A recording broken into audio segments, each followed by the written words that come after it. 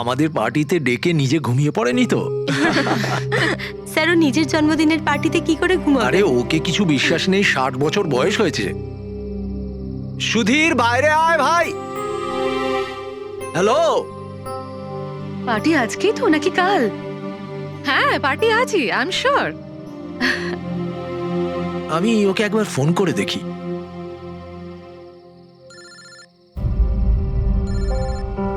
ভেতর থেকেই তো রিং শোনা যাচ্ছে, তাহলে কেউ গেট খুলছে না কেন? তাহলে ভিতর থেকে কেউ দরজা কেন খুলছে না? আমি বললাম না 60 বছর বয়স, এখনো বাচ্চা আছে। Sudhir,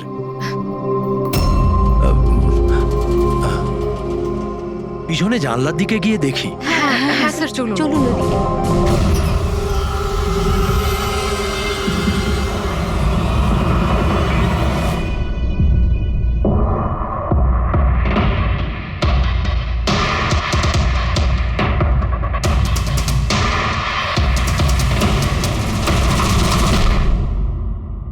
emergency medical card.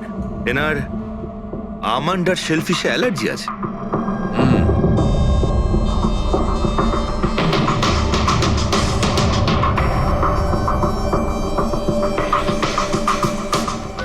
Sir কেকটাও পুরো খাওয়া হয়নি, এই দেখুন। মনে হচ্ছে কেক কাটার কিছুক্ষণের মধ্যেই এরা সবাই মারা গিয়েছেন।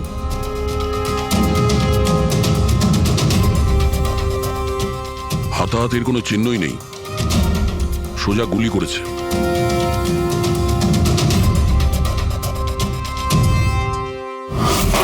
এইভাবেই গুলি চালিয়েছে।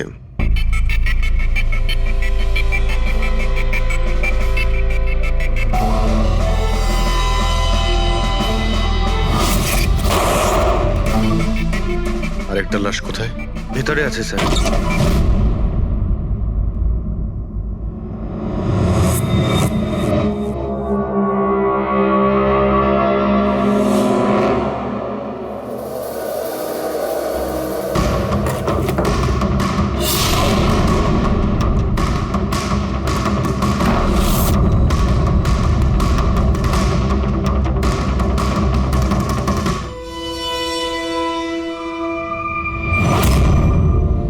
গান কেস,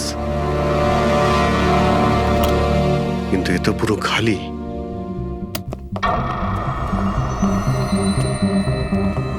তবে স্যার, এই ঘটনা ঘটেছে কতক্ষণ হয়েছে? এই 4 জনের মৃত্যুই কালকে দুপুর 2টো থেকে 4টের মধ্যে হয়েছে। এরা কে কিছু জানতে পারলে? হ্যাঁ স্যার, উনি সুধীর বাবু, আর কে উইপস ইন্ডাস্ট্রির চেয়ারম্যান। ওর বড় ছেলে নীল, আর এ ওর ছোট ছেলে রিতেশ। আর ভিতরে যে আছে সে সুধীর বাবুর স্ত্রী মায়া। স্যার, নীল আর রিতেশ দুজনেই আর কে উইভস কোম্পানির বোর্ড মেম্বার ছিল, কিন্তু কোম্পানির অবস্থা খুবই খারাপ ছিল, বন্ধ হওয়ার জোগাড়। প্রচুর ধার বাকি হয়ে গেছিল, আর বাজারের ধারও মেটাতে পারছিল না, সমস্যা বেড়েই চলেছিল।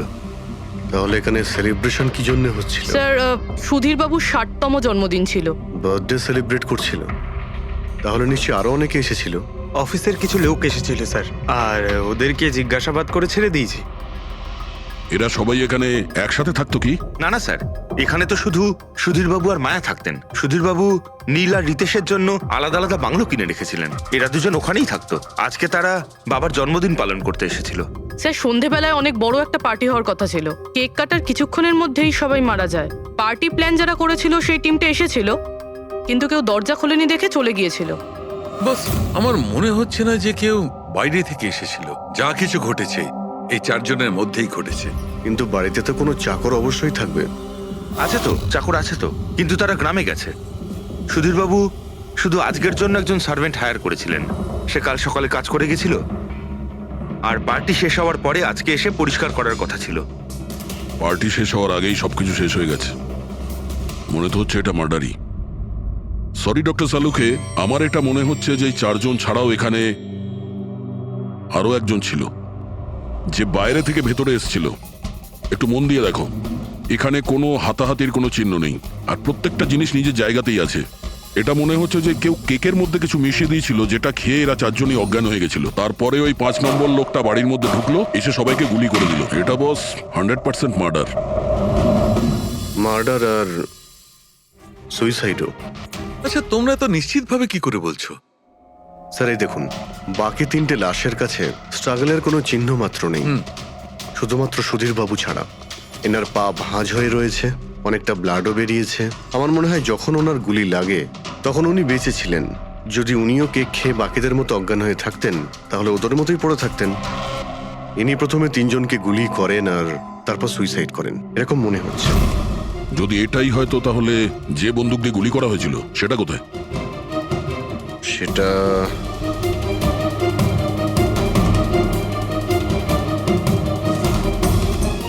এইখানে গুলি লেগেছিল মানে মাথাতে। সুধীর বাবু যদি এইভাবে গুলি চালান তো এইভাবেই হয়তো পড়েছেন আর তখনই হাত থেকে বন্দুকটা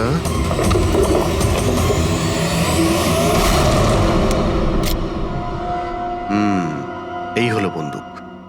স্যার এই দেখুন, রিতেশের ফোনটা পেলাম। স্যার ও কেক কাটার কিছুক্ষণ পরেই নিজের সোশ্যাল পেজে এই সেলফিটা পোস্ট করেছে। বলছিলাম না, এখানে পঞ্চম ব্যক্তি থাকতেই পারে না। কিন্তু বুঝতে পারছি না কেন, আমার এখনো সন্দেহ আছে। দেখুন, সন্দেহ করা তো আমাদের কাজ। একটা কাজ করে যতগুলো এভিডেন্স আছে, যতগুলো জিনিস আছে, সব বিউরোতে নিয়ে যাই, দেখি এসিপি স্যার কি বলেন। গোলমাল মনে হচ্ছে। বস, আমি ওদের পেটের মধ্যে কেকের টুকরো পেয়েছি। ওই যে কেক ওরা খেয়েছিল, ওই কেকের মধ্যে সেনেটিভ মেশানো ছিল, নেশার ওষুধ। সেনেটিভ? 3জন খেয়েছে আর অজ্ঞান হয়ে গেছে। 4জনই? না, 3জন। নীল, রিতেশ আর মায়া, ওদের 3জনের পেটের মধ্যেই শুধু কেকের টুকরো পাওয়া গেছে। তার মানে সুধীর বাবু ওই কেকটা খাননি? না দয়া, শুধু একজনই ছিল যে গুলি চলবার সময় অজ্ঞান হয়নি। কি সুধীরবাবু নিজের জন্মদিনে এই কেক খাননি? খায়নি, কারণ ওই কেকের মধ্যে বাদাম মেশানো ছিল। কিন্তু স্যার ওনার বাড়ির লোকের তো নিশ্চয়ই জানা আছে যে ওনার বাদাম থেকে অ্যালার্জি ছিল। এক্স্যাক্টলি। তাহলে এই কেক আনলো কেন? অদ্ভুত ব্যাপার। সুধীর বাবুর বার্থডে ছিল আর কেক ওই 3জনে খেয়েছিল। কেক 3জনে খেয়েছিল, কিন্তু ওখান থেকে যে বন্দুকটা পাওয়া গেছে তাতে 4টে গুলি খরচ হয়েছে, যেগুলো এদের গায়ে লেগেছে। অদ্ভুত ব্যাপার যে ওর ওপর সুধীরের আঙুলের ছাপ আর আছে। ওই বন্দুকটাও তো সুধীর বাবুর নামেই রেজিস্টার করা। তো সুধীর বাবু প্রথমে ওই 3জনকে গুলি করে আর তারপর নিজে সুইসাইড করে, কিন্তু কেন? ঝামেলা এড়ানোর জন্য। ব্যবসা ডুবে যাচ্ছে, ধার দেনা বেড়ে যাচ্ছে, এই জন্য নিজের সঙ্গে পুরো ফ্যামিলিটাকেই মেরে ফেলে। আর কি কারণ হতে পারে? হ্যাঁ স্যার, তাই তো মনে হচ্ছে। সুধীর বাবু ইচ্ছে করেই ওই বাদামওয়ালা কেক নিয়ে এসেছিল যাতে ওনাকে না খেতে হয়, আর উনি সেনেটিভ মিশিয়ে ওই কেকটা সবাইকে খাইয়ে দেন। আর অজ্ঞান হওয়ার পরে তাদের মেরে ফেলে নিজেও আত্মহত্যা করেন। রবি, ওই রিতেশ যেটা ফটো আপলোড করেছিল না নেটে, সেটা একটু খোলো তো। কটার সময় তুলেছিল এই ফটোটা? স্যার 2:05 আর আপলোড করেছিল? স্যার 2:07। সালুকে একটা কথা বলো, কেক খাওয়ার কতক্ষণ পরে ওরা অজ্ঞান হয়েছিল? 20 থেকে 25 মিনিট। মানে 2:30 না 2:35? আমার মনে হয় ওরা সবাই ওই সময়ই মারা গিয়েছিল, 2:30 থেকে 3:45-এর মধ্যে। মানে সবকিছু ঘটেছে ওই 40 মিনিটের ভেতরেই। 1 মিনিট, ওই দেখো, ওই ছায়াটা কার? ওই শ্যাডো? এই 4জন তো এখানে দাঁড়িয়েছিল, তাহলে ছায়া ওখানে গেল কি করে? সেটা ওখানে গিয়েই দেখতে হবে। এই শ্যাডোটা কার ছিল? 2:04। পর্দার পজিশন একদম ঠিক আছে তো? একদম স্যার। পজিশন নিয়ে নি। রেডি? 2:05। ইয়া। আরে এখানে তো কোনো ছায়া দেখতে পাচ্ছি না।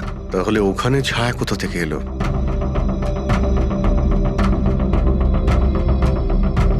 রোদটা এই দিক থেকেই আসছে। পুরবি, তুমি ওইখানটা গিয়ে দাঁড়াও তো।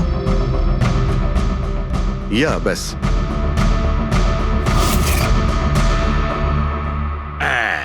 এইখানে ছায়াটা দেখা যাচ্ছে, ঠিক যেমনটা ওখানে ছিল, সেম টু সেম। আমি ঠিকই বলেছিলাম, এখানে কোনো 5 নম্বর লোক ছিল। আর সে ওখানেই দাঁড়িয়েছিল যেখানে আমি দাঁড়িয়েছিলাম। এই সেই লোকটাই হবে যে সুধীরবাবু আর তার পরিবারকে মেরেছে। আর সে আমাদের অলমোস্ট ধোকা দিয়ে দিয়েছিল যে এটা মার্ডার কাম সুইসাইড। আর ওর ছায়াই ওকে ধোকা দিয়ে দিয়েছে। কিন্তু স্যার আমরা এই ছায়ার মাধ্যমে খুনি অবধি পৌঁছবো কি করে? খুনির মেন টার্গেট ছিল সুধীরবাবু, আর সে ওই সময় ওখানেই দাঁড়িয়েছিল। নিশ্চয়ই চেনা জানাই কেউ হবে। কারেক্ট। খোঁজ নিয়ে দেখো সুধীরবাবু পার্টিতে কাদের কাদের ডেকেছিলেন।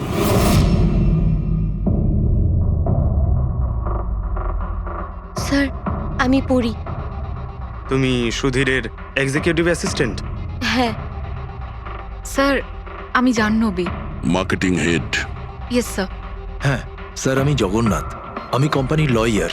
আর সুধীর বাবুর পার্সোনাল লয়ারও।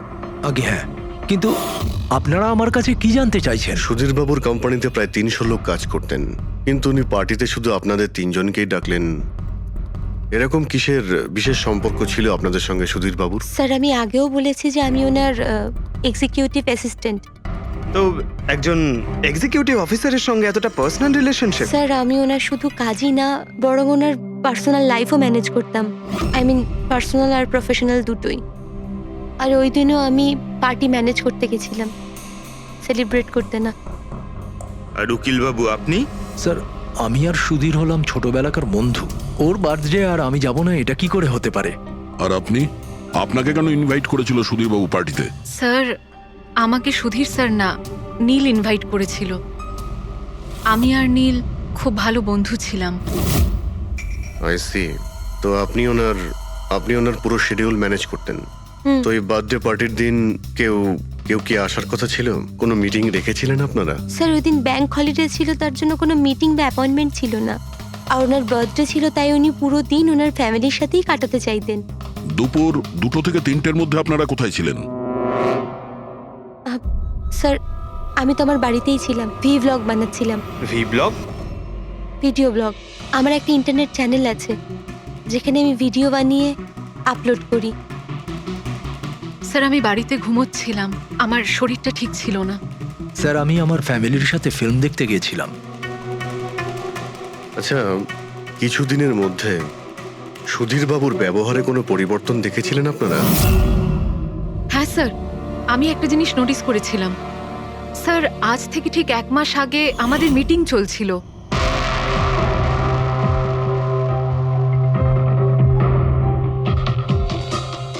স্যার কি ব্যাপার, ভেতরে এসো। ঠিক আছে তুমি যাও।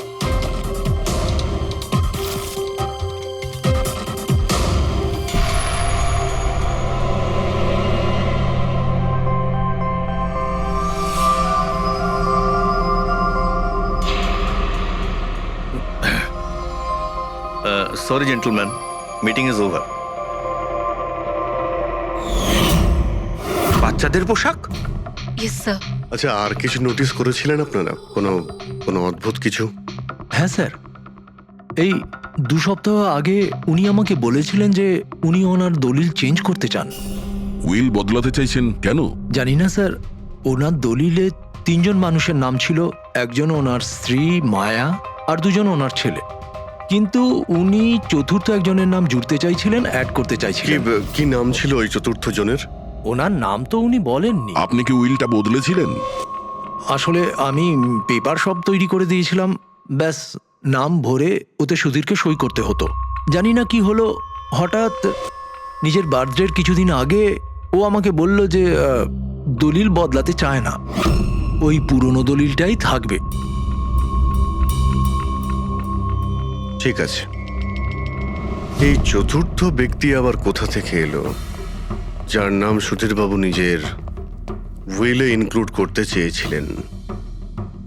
সুধীর যে মৃত্যুর এই চতুর্থ জনের সঙ্গে কোনো কানেকশন থাকতে পারে। আমার তো এটাই কিছুতে মাথায় ঢুকছে না। বাচ্চাদের পোশাক কেউ কাউকে কেন পাঠাতে যাবে? বাচ্চাদের জামা কাপড় পাঠানো হয়েছিল, তাহলে ওই এনভেলপটা কোথায় গেল? সুধীর বাবুর রুমটা তো আমরা ভালো করে চেক করেছি, ওখানে তো কিছুই পাইনি আমরা। বাড়িতে নয় তো অফিসে?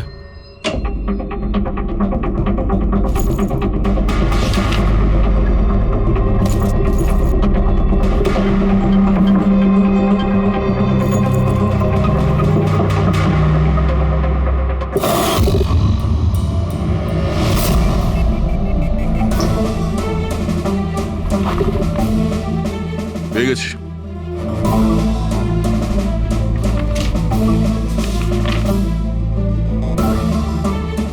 আরে এতে তো দেখছি কোনো পোস্টাল স্ট্যাম্প বা যে পাঠিয়েছে তার নামই নেই।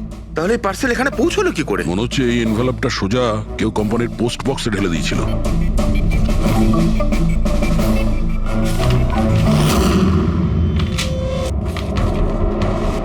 এই এনভেলপটা ডক্টর সালুকের কাছে পাঠিয়ে দিই, উনি হয়তো কিছু পেতে পারেন। ঠিক আছে। আচ্ছা, এই জাহ্নবী বলছিল যে এই পার্সেলটা দেখে মিস্টার সুধীর একদম চমকে গিয়েছিলেন। হতে পারে কোনো পুরনো স্মৃতি জেগে উঠেছিল। আর তারপর উনি কাউকে কলও করেছিলেন হয়তো। আগের মাসের কল ডিটেলস সুধীরবাবুরটা দেখি এই এনভেলপ পাওয়ার পরে সুধীরবাবু সবার আগে কাকে ফোন করেছিলেন? সুধীরের ফোন এসেছিল অনেক বছর বাদে। কি কথা হয়েছিল আপনাদের দুজনের? খুব রেগেছিল যে আমি ওকে কেন এনভেলপটা পাঠিয়েছিলাম, কিন্তু আমি তো ওকে এনভেলপ পাঠাইনি। কিন্তু কোনো কারণ তো ছিল যাতে সুধীরবাবু আপনাকে সন্দেহ করেন। হ্যাঁ, নিশ্চয়ই। ওই এনভেলপে বাচ্চার জামা ছিল। ওর মনে হয়েছিল ওটা সেই জামাটাই যেটা আমি আর সুধীর আমাদের সন্তানের জন্য কিনেছিলাম। আমাদের বাচ্চার জন্য? আমার আর সুধীরের সন্তান। 30 বছর আগে আমি আরকে ওয়েবস কোম্পানিতে অ্যাকাউন্ট ডিপার্টমেন্টে কাজ করতাম। সুধীরের বাবা সেটার মালিক ছিল। ওখানেই সুধীর আর আমার সম্পর্ক হয়েছিল। আর কিছু বোঝার আগেই আমি বুঝতে পারি যে আমি সুধীরের সন্তানের মা হতে চলেছি। তো আপনাদের দুজনের বিয়ে হয়নি? না, হয়নি। সুধীর তো কথা দিয়েছিল, কিন্তু ওর প্যারেন্টস রাজি হয়নি, কারণ আমি ওদের স্টেটাসে ছিলাম না। ওনারা তো সুধীরের বিয়ে অনেক বড়লোক বাড়িতে আর সেম স্টেটাসে করতে চেয়েছিলেন। তারপরে ওর প্যারেন্টস আর ফ্যামিলি খুব চেষ্টা করেছিল ওকে, আমাকে, এমনকি আমার ফ্যামিলিকেও বোঝানোর জন্য যে আমি বাচ্চাটাকে নষ্ট করে দিই। আমিও ঠিক করেছিলাম যে যাই হয়ে যাক আমি আমার সন্তানকে জন্ম দেবই। 15ই মার্চ 1990 সালে আমার সন্তান এই পৃথিবীতে এসেছিল, কিন্তু সেই রাতেই ও মারা গিয়েছিল। যে বাচ্চাটাকে কোলে নিয়ে আদর করছিলাম, ছোট ছোট জামা কাপড় পরাচ্ছিলাম, কিচ্ছু করতে পারিনি আমি। আমি ভেবেছিলাম যে এরকম সময় তো সুধীর আমার পাশে থাকবে, আমাকে সাপোর্ট করবে, কিন্তু ও তো এর আগেই আমার সাথে কথা বলাটাও বন্ধ করে দিয়েছিল। আর ওই মাসেই ও মায়াকে বিয়েও করেছিল। তো সেই জন্যই আপনি আজ অব্দি বিয়ে করেননি আর এখানে একাই থাকেন? হ্যাঁ। সুধীরবাবু আপনার সঙ্গে যা যা করেছেন তার জন্যে খুব কষ্ট হয়েছে আপনার হয়তো। খুব ঘেন্না করতেন ওকে? আমার থেকে বেশি ঘেন্না ওকে আর কেই বা করতে পারে। উনি আপনাকে আপনার অধিকার দেয়নি, আপনি সম্পত্তিতে ভাগ চাইলেন, আর যখন সম্পত্তি উনি আপনাকে দিলেন না তখন আপনি রেগে গেলেন আর মেরে দিলেন ওকে। আমি ওকে মারিনি, আর আমি ওকে কেন মারবো? আমি তো চেয়েছিলাম যে ও বেঁচে থাকুক আর সারা জীবন কষ্ট পাক। যেদিন সুধীরবাবু মারা যান সেদিন দুপুরবেলা আপনি কোথায় ছিলেন? আমি বাড়িতেই ছিলাম। আপনার কাছে কোনো উইটনেস বা প্রমাণ আছে? কোনো প্রমাণ নেই। হ্যালো, হ্যাঁ স্যার। ওকে স্যার, হ্যাঁ এখানেই আছেন, আমি বলে দিচ্ছি।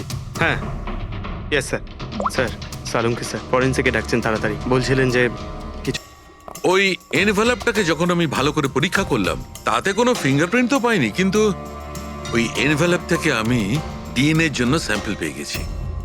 যে ওই চিঠিটা পাঠিয়েছে সে মনে হয় মুখ দিয়ে থুতু সাহায্যে ওটাকে সেঁটে দিয়েছে। আর এইভাবে ওই এনভেলপ থেকে আমি স্যালাইভা স্যাম্পল পেয়ে গেছি, যার থেকে ডিএনএ টেস্ট করতে পারবো।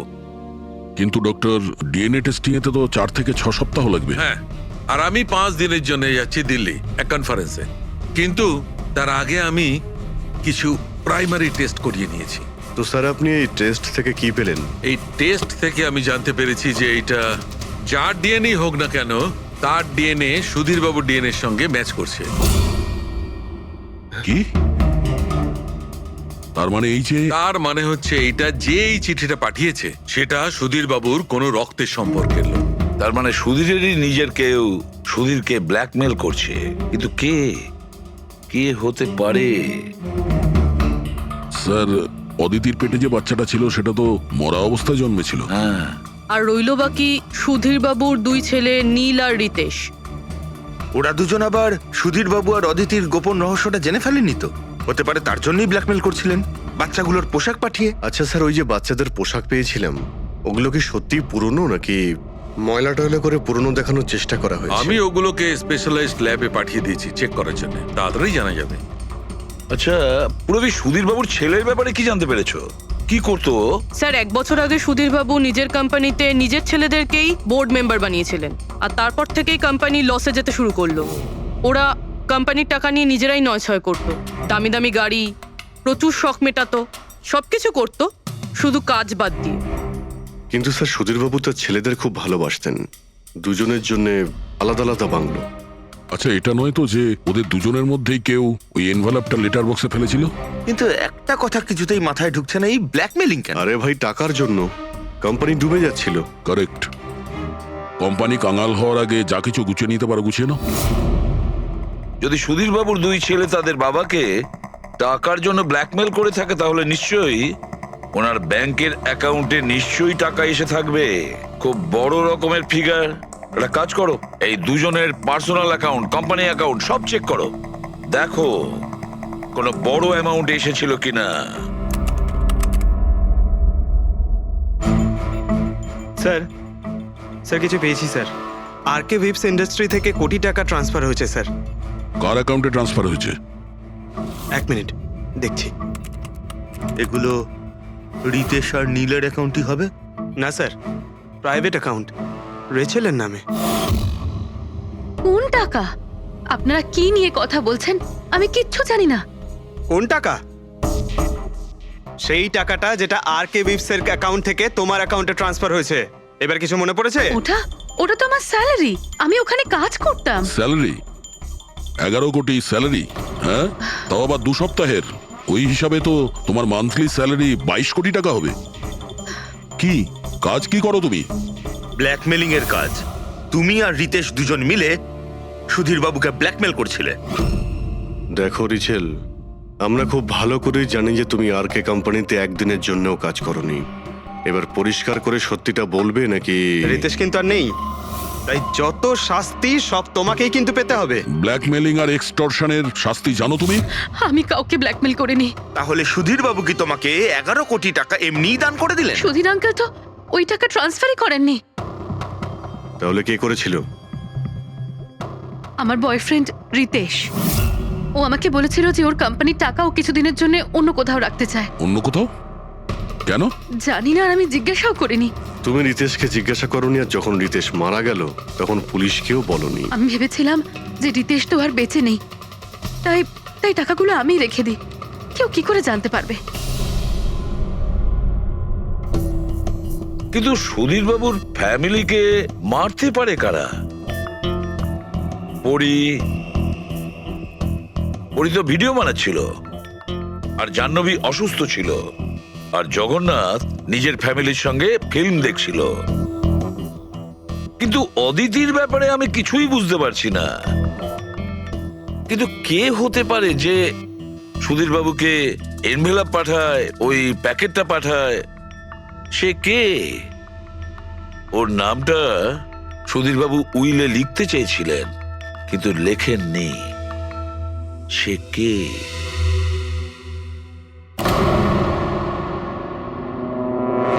প্রেমের দ্বিতীয় কেকটা কোথা থেকে আসলো? হ্যাঁ স্যার, এখানে দুটো কেক। সেটাই তো, যখন বার্থডে ছিল সুধীর বাবু তার নিজের ফ্যামিলির সঙ্গে, ছোট কেকটা কেন কাটতে যাবে যেখানে এত বড় কেকটা রয়েছে এর সামনে? স্যার, যাতে ও রাতে পার্টিতে বড় কেক খেতে পারে। আরে ভাই, সুধীরবাবু কি 18 বছরের বাচ্চা ছিল নাকি যে নিজের বার্থডেতে দুটো কেকের অর্ডার দেবে? স্যার, হতে পারে এই কেকটা ওনাকে কেউ গিফট করেছে, এই বাদামওয়ালা কেক। সেটা তো বক্সে নিয়ে আসবে, আর তার উপরে কেক শপের নামটাও লেখা থাকবে। না স্যার, ওখানে তো আমরা কোনো বক্স পাইনি। ছিল না? হতে পারে কেউ এই কেকটা বাড়িতে বানিয়েছে, সেই জন্যই আমরা ওখানে বক্স পাইনি। কিন্তু এই আমন্ড দেওয়া কেক পাঠালোটাকে? স্যার, হ্যাঁ স্যার, আমি জাহ্নবীর সোশ্যাল প্রোফাইল চেক করছিলাম। স্যার, এখানে ওর অনেক ছবি আছে যেখানে ও কেক আর পেস্ট্রি বেক করছিল। বেকিং ও খুব পছন্দ করে। হ্যাঁ, আমি বেকিং পছন্দ করি, তাতে কি? তো কিছু না, তুমি বাদামওয়ালা কেক বানিয়েছিলে না সুধীর বাবুর জন্য? আমি যখন জানি যে ওনার বাদামে অ্যালার্জি, তাহলে আমি ওনার জন্য বাদাম কেক কেন বানাবো? কারণ তুমি চাইছিলে যে উনি কেকটা না খান, যদি খেতে অজ্ঞান হয়ে যেত না। আর তুমি চাইতে যখন তুমি ওকে মারবে তখন যেন ওর জ্ঞান থাকে, কষ্ট পায় তোমার সামনে, প্রাণ ভিক্ষা করে, তাই না? আরে আমি সুধীর আঙ্কেলকে কেন মারবো? তুমি কেকের মধ্যে সেনেটিভ মেশাওনি রিতেশ, নীল আর মায়াকে মারার জন্য? আপনারা এইসব কি বলছেন বলুন তো? ব্যাস ব্যাস, অনেক হয়েছে। তুমি বলেছিলে না যে ওই দিন তুমি অসুস্থ ছিলে আর বাড়িতেই ছিলে? কোথাও তুমি যাওনি। তুমি পার্টিতে কিভাবে গিয়েছিলে কিনা পার্টিতে? আমি সত্যি 2-3টে পর্যন্ত ঘুমিয়েছিলাম। তারপর ঘুম থেকে ওঠার পর আমার মনে হলো যে আমি একটু বেটার ফিল করছি, আর তাই আমি পার্টিতে চলে যাই। এতে আমার কি অন্যায়? তুমি যদি রাত 2টো থেকে 3টে অবধি সত্যিই ঘুমিয়েছিলে, তাহলে 2:30টার সময় যখন সুধীর বাবু মারা যান তখন তোমার মোবাইল ওনার ঘরের সামনে গেল কি করে? দেখো জাহ্নবী, মিথ্যে বলে কোনো লাভ নেই। আমরা তোমার মোবাইলের রেকর্ড চেক করে দেখেছি। যে সময় সুধীর বাবু মারা যান সেই সময় তোমার ফোনের লোকেশন ওনার বাড়ির কাছেই ছিল। এবার সত্যি বলবে নাকি আরো টাইম ওয়েস্ট করতে চাও? আমি আর নীল একে অপরকে ভালোবাসতাম। আমরা ভেবেছিলাম যে নীলের বাবার বার্থডে আমাদের কাছে একটা ভালো সুযোগ ছিল ওনাকে আমাদের ব্যাপারটা বলার, আর সেই জন্যই আমি ওখানে যাই। ওখানে গিয়ে নীলকে অনেকবার কল করি, প্রায় 1 ঘন্টা ওখানে ছিলাম আমি, কিন্তু নীলের কোনো কল আসেনি। আমি ভেবেছিলাম নীল হয়তো সময় পাচ্ছে না আমাকে কল করার। মিথ্যে কথা। তোমার মনে হয়েছিল নীল তোমাকে ঠকাচ্ছে, সেই কারণে তুমি ওকে আর ওর পুরো ফ্যামিলিকে মেরে দিয়েছো। এই আপনারা কি বলছেন বলুন তো? আমি বেকিং করতে ভালোবাসি, তার মানে তো এটা নয় যে খুনটা আমি করেছি। ইন্টারনেটে রেসিপি দেখে তো যে কেউ কেক বানিয়ে ফেলতে পারে। কেক বানানো কি এমন কঠিন কাজ? আর রিতেশের গার্লফ্রেন্ড রেচেল, ও তো বেকিং করে। আপনারা ওকে কি কেন কিছু জিজ্ঞেস করছেন না? সবাইকে জিজ্ঞেস করবো আমরা। ডাকো সবাইকে। ভীষণ ইন্টারেস্টিং কেস এটা। এরকম খুব কম হয় যে এতজনের কাছে একটা লোকের প্রাণ নেওয়ার জন্য সুযোগও আছে আর মোটিভও আছে। আপনারা আবার? আরে স্যার, আমি কেন মারবো ওনাকে? আপনি নীলকে বিয়ে করতে চেয়েছিলেন, ওর ফ্যামিলির লোকেরা রাজি হয়নি। এ তো খুব বড় একটা কারণ খুন করার। আর সুধীর বাবুর ফ্যামিলির জন্য আত্মমর্যাদা, সোশ্যাল স্ট্যাটাস অনেক গুরুত্বপূর্ণ ব্যাপার ছিল। এর সবচেয়ে বড় এক্সাম্পল অদিতি দেবী। আর সুধীর বাবু এই নিজের সম্পত্তি আর স্ট্যাটাসের জন্য আপনার জীবন নষ্ট করে দিয়েছেন। তাহলে আপনার থেকে বেশি ঘৃণা আর কে করতে পারে? আমার কাছে পয়সার কোনো মূল্য নেই, আর না কোনো বিষয়ে রিগ্রেট। আফসোস তো তোমার হওয়ার কথা রাচেল। এখানে তো 5,000 টাকার জন্য মানুষ মানুষকে খুন করে, আর তুমি তো বসে বসে 11 কোটি টাকা পেয়েছো।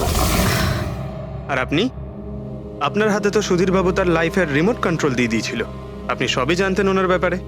এটাও জানতেন যে উনি ওনার গানটা কোথায় রাখেন। দেখুন, আপনাদের যা ইচ্ছে বলতে পারেন। আমি আপনাকে আগেও বলেছিলাম যে আমি সেদিন ঘরে ভিডিও ব্লগ বানাচ্ছিলাম। চাইলে আমার ফোনও চেক করতে পারেন। হ্যাঁ হ্যাঁ, নিশ্চয়ই। ওই দেখি, জানা তো যাবে কিভাবে ভিডিও ব্লগ বানানো যায়।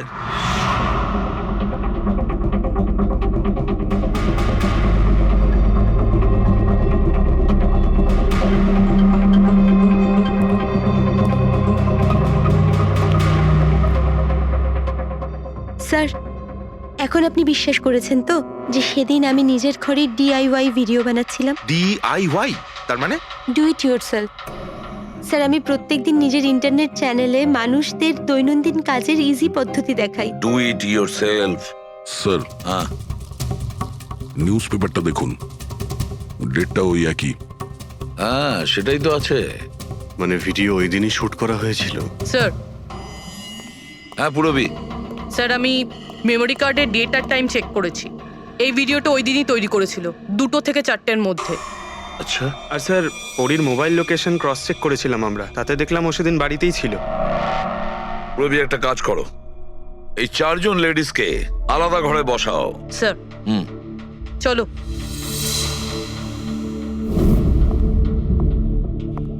স্যার, কি ভাবছেন আপনি? সমস্ত প্রমাণ তো ওর পক্ষেই দেখছি। এই কেসটা তো আমি অন্ধকারে ডুবে যেতে দেখছি। ঠিক একটা কথা তো পরিষ্কার, যখন অন্ধকার হয় তখন কোনো ছায়া পড়ে না, কিন্তু আমার মনে হয় এই পুরো কেসটাই ছায়ারই খেলা। সানডাইল জানো তো? সানডাইল এই জিনিসটা আসলে সূর্যের আলো কোন দিকে যায় সেই অনুযায়ী টাইমটা দেখায়। হ্যাঁ, সানডাইল এমন একটা জিনিস যেটা থেকে আমরা আকাশের সূর্যের পজিশনটা বুঝতে পারি, যেটা থেকে আমরা সময়টা আন্দাজ করতে পারি। এবার দেখো, আমাদের পৃথিবী ঘুরতে থাকে আর সেই জন্য সূর্যের অ্যাঙ্গেলটাও বদলে যায়, যেটার কারণে সানডাইলে ছায়ার পজিশনটা বদলাতে থাকে। এটা তো মাথায় ঢুকে গেছে স্যার, কিন্তু এটার এই কেসটার সাথে কি সম্পর্ক বলুন এর তো? সঙ্গে সম্পর্ক আছে ফেডরিক। পরি, এই পুরো প্রমাণগুলোই আমরা পরীর কাছ থেকে কালেক্ট করেছি। পরি সে এমন একজন কেউ পুরো এভিডেন্স গুলো ম্যানিপুলেট করতে পারে, মেমোরি কার্ডের ডেটটাও চেঞ্জ করতে পারে, পুরো এভিডেন্সেস কন্ট্রোল করতে পারে, কিন্তু সূর্যকে কন্ট্রোল পরি করতে পারে না। ভুলে যেও না যে সূর্য কোনো সময়ই ভুল সময় সে দেয় না। তার মানে ওরই ভিডিওতে ডেট আর টাইম দুটোই চেঞ্জ করে দিয়েছে। হয়তো চেঞ্জ করেছে বা করেনি, কিন্তু এখন আমরা এই ছায়াকে প্রশ্ন করব যে পরি সত্যি বলেছে না মিথ্যে বলেছে। কারেক্ট, এই সেটিংটা একদম সেরকমই হয়েছে যেমন পরীর ভিডিওতে ছিল। আর রোদও সেই রকম আছে সেদিন যেরকম ছিল। শুধু পরীর জায়গায় পুরবি দাঁড়িয়ে আছে। স্যার, আমরা এখানে কি করব? আগামী 6 ঘন্টা পর্যন্ত পুরবীকে এইভাবেই দাঁড়িয়ে থাকতে হবে যেভাবে ভিডিওতে পরী দাঁড়িয়েছিল। আমরা এটাই দেখতে চাই যে যদি পরী সত্যি কথা বলে তাহলে 2 থেকে 4টের মধ্যে পুরবীর মুখে ঠিক সেই জায়গা থেকে রোদ্দুর পড়বে যেমন পরীর মুখে ছিল। আর স্যার, যদি আমার ছায়া পরীর ছায়ার সাথে ম্যাচ না করে তো? তো দেখতে হবে। ক্যামেরা অন করো।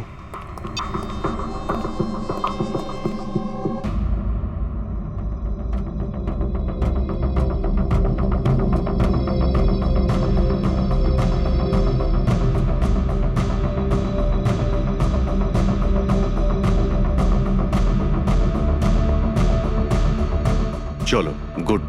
ওকে পুরবী, রিল্যাক্স। আচ্ছা, কি আছে এই ভিডিওতে? আরে দেখতে দাও ভাই।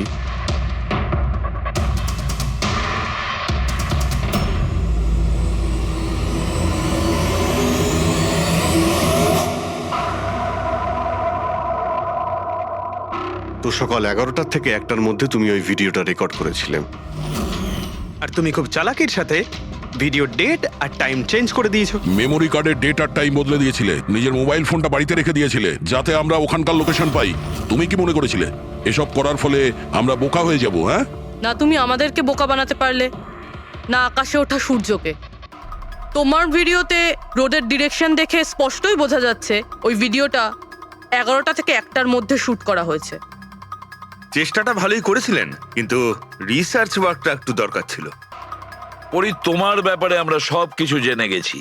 পড়ি, আমাদের হয়তো ম্যাক্সিমাম 4 সপ্তাহ সময় লাগবে তোমার ডিএনএ টেস্ট করে এটা প্রমাণ করতে যে তুমি সুধীর বাবুর মেয়ে, কিন্তু তাতে সত্যিটা বদলে যাবে না।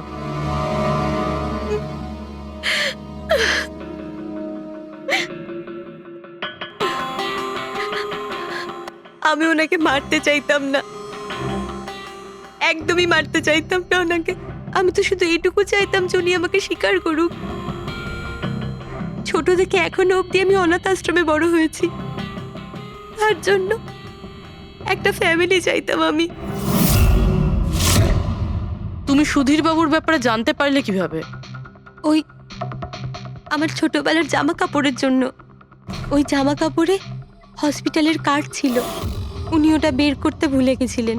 ওই কার্ডে বাবার নাম্বারও ছিল।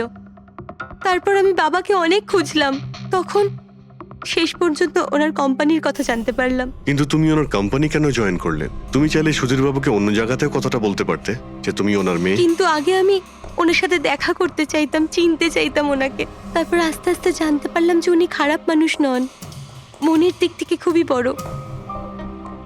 তখন আমি ভাবলাম যে হয়তো ওই সময় ওনার অবস্থা খুব খারাপ ছিল, তাই অনাথ আশ্রমে দিয়েছিল আমাকে। কিন্তু এখন তো ওনার খুব ভালো অবস্থা, এখন তো উনি আমায় আপন করতে পারতেন। তাহলে ওনার সঙ্গে দেখা হতে না হতেই প্রপার্টিতে ভাগ কেন চাইলে? কারণ আমি জানতে চাইতাম যে ওনার কাছে ইম্পর্টেন্ট কি, টাকা না আমি। তার জন্যই সুধীরবাবু ওনার উইল চেঞ্জ করতে চাইছিলেন। হ্যাঁ, আর এটা শুনে আমি খুব খুশি হয়ে গেছিলাম। কিন্তু সুধীর বাবু তার সিদ্ধান্ত বদলে ফেলেছিলেন, যেটা তুমি সহ্য করতে পারোনি। স্যার, ও সব ওনার ওয়াইফ আর ওনার মেয়ের জন্য হয়েছিল। ওরা এটা সহ্যই করতে পারছিল না যে বাবা আমার নাম উইলে অ্যাড করছিল। অর্থাৎ আরও একবার সুধীরবাবু আপনাকে মেনে নিতে অস্বীকার করলেন। হ্যাঁ, আর এইবারও ঠিক ফ্যামিলির জন্যই। উনি একদম বদলাননি, উনি একদম ঠিক আগের মতোই ছিলেন। সেলফিশ, সুবিধাবাদী, দায়িত্বজ্ঞানহীন। সহজভাবে নিজের ভাগটা পাননি বলে ওনাকে ব্ল্যাকমেল করতে শুরু করে দিলেন। না, আমি যখন ওনাকে প্রথম এনভেলপ পাঠিয়েছিলাম তখন আমার এরকম উদ্দেশ্য ছিল না। আর না আমি এতটাই বোকা যে এনভেলপ নিজের মুখ দিয়ে সিল করব। আমি তো এটাই ভাবতাম যে অ্যাটলিস্ট উনি আমাকে নিজের ফ্যামিলিতে ইনক্লুড করুক, আমার নিজেরও একটা ফ্যামিলি হোক। আর তার জন্যই আমি বাবার জন্মদিনের দিন নেশাযুক্ত ওষুধ দিয়ে বাদামের কেক নিয়ে ওনার বাড়িতে গেছিলাম। Happy birthday to you.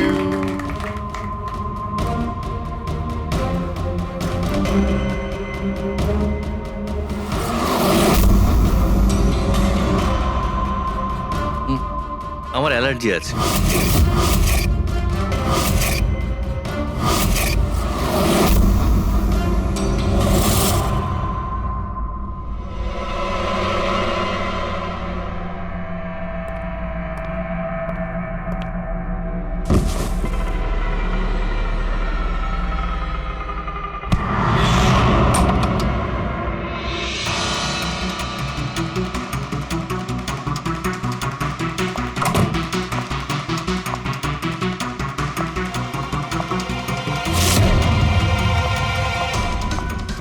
বাবা,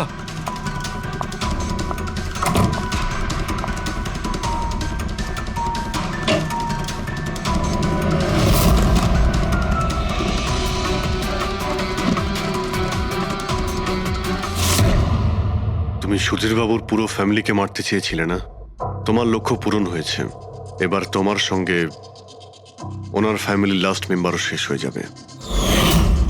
জেল যাওয়ার আগে আমরা তোমার সঙ্গে কারোর সঙ্গে দেখা করিয়ে দিতে চাই।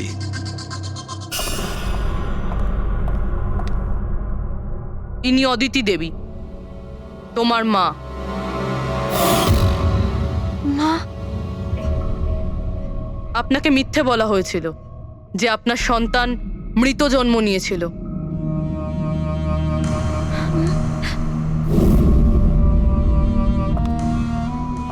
মা,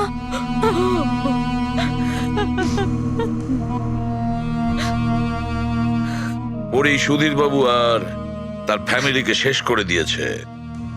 আমরা দুঃখিত, আপনারা দুজন আবার বিচ্ছিন্ন হয়ে যাচ্ছেন।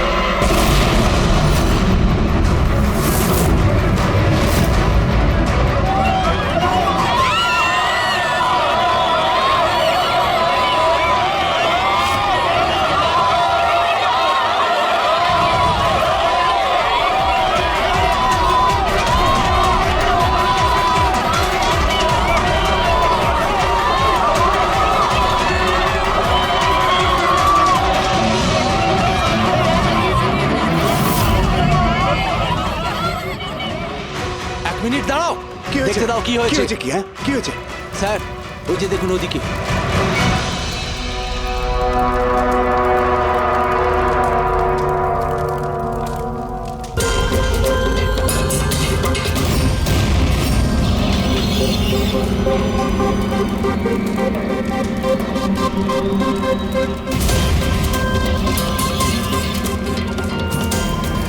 ওই দেখুন স্যার। তার মানে হলো যে ও হুমকিটা সত্যি, সেটা কোনো ইয়ার্কি নয়। কিন্তু এই এ কে? মনে হয় এ সুইসাইড বম্বার। সিআইডিকে ফোন করো।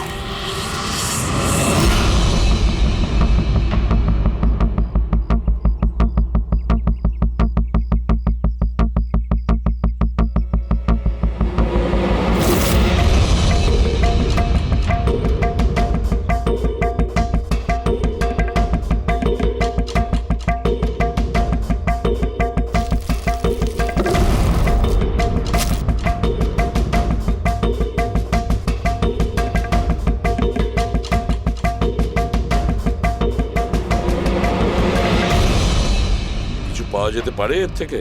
পাওয়ার মতো কিছু নেই বস বডিতে। বডি ডিকম্পোজ হয়ে গেছে, পচে গেছে। তাহলে তো চেনা খুব মুশকিল। না, চেষ্টা করব। সবার আগে এই হাড়ের ওপর যে মাংসর টুকরো আছে, টিস্যুত আছে, এগুলোকে সরিয়ে হাড়টাকে একদম পরিষ্কার করে দেখি। ঠিক আছে, আইডেন্টিফিকেশনের কোনো চান্স আছে? চেষ্টা করবো দা। আপাতত আমি লাশটাকে ল্যাবে নিয়ে যাচ্ছি। স্যার সবাই খুব শকে আছে। কলেজের প্রিন্সিপাল বলছিল কিছুদিন আগে কলেজে হুমকি এসেছিল। কি? Bomb threat sir. কেউ স্টাফ রুমের দেওয়ালে লিখে দিয়েছিল যে এই কলেজটা বন্ধ করো, না হলে এখানে ব্লাস্ট হবে। পুরো কলেজটাকে উড়িয়ে দেওয়ার হুমকি, আর এত ছোট একটা ব্লাস্ট। হয়তো ওর হুমকির একটা ছোট ডেমো। কিন্তু এটা কি ধরনের বোম? সাধারণত যেখানে ব্লাস্ট হয় সেখানে লোহার গুঁড়ো পাবে, কাঁচের গুঁড়ো পাবে, পেরেক পাবে, ধারালো সব জিনিস পাবে। তার কারণ হলো যতটা সম্ভব ক্ষতি করা। ফ্রেডি একবার দেখাও তো।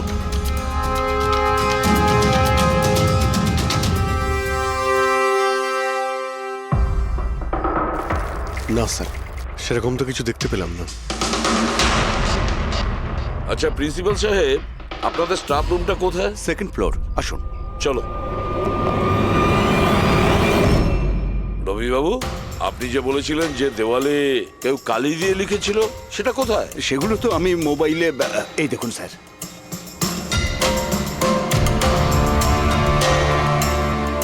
তো আপনারা তো তাড়াতাড়ি কি ছিল এই দেওয়ালটা রং করার?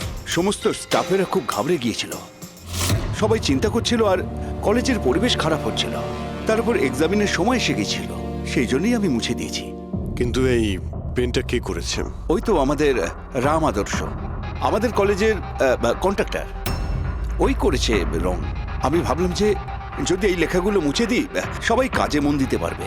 আপনি যখন এই হুমকির কথা জানলেন তখন পুলিশে গিয়ে কমপ্লেন করেননি কেন? স্যার করেছিলাম, পুলিশ এসেও ছিল, ওনারা অনেক জিজ্ঞাসাবাদ করলেন, তারপর ওনারা বলে দিলেন হয়তো কেউ এটা দুষ্টুমি করেছে, তারপর চলে গেলেন। আপনাদের কলেজের করিডোরে সিসিটিভি ক্যামেরা লাগানো আছে না? তো চলুন আমরা গিয়ে দেখি ভিডিও ফুটেজটা, জানা যাবে কে এসেছিল ভেতরে। আমরা ফুটেজ দেখেছি স্যার। কি দেখেছেন? যত লোক বাইরে থেকে ভেতরে এসেছিল আর গিয়েছিল, তারা হয় প্রফেসর বা স্টাফেরা, বাইরের তো কোনো লোকই আসে। কারো যদি হুমকি দেওয়ারই হয় তো সে স্টাফ রুমে কেন লিখতে যাবে? আপনার রুমেও লিখতে পারতো, বা কলেজের যে মেন গেট রয়েছে সেখানেও সে লিখতে পারতো। এখানেই কেন লিখলো? দেখুন রবিবাবু, কেউ না কেউ তো ভেতরে এসেছিল।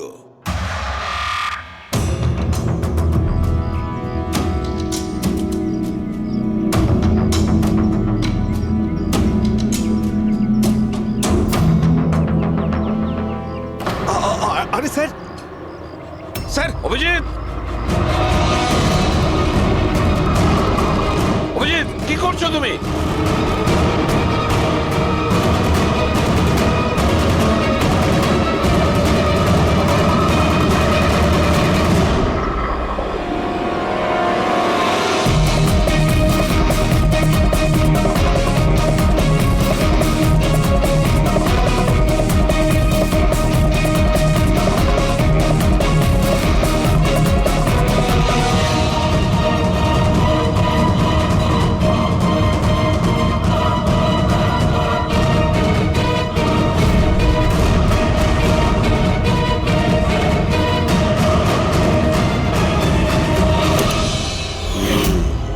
যেখানে ব্লাস্ট হয়েছিল সেই স্পটটা এই জানালার একদম নিচেই, আর এই জানালাটা স্টাফ রুমের একদম পাশে, আর জানালার ঠিক লাগোয়া হলো এই বেঞ্চ।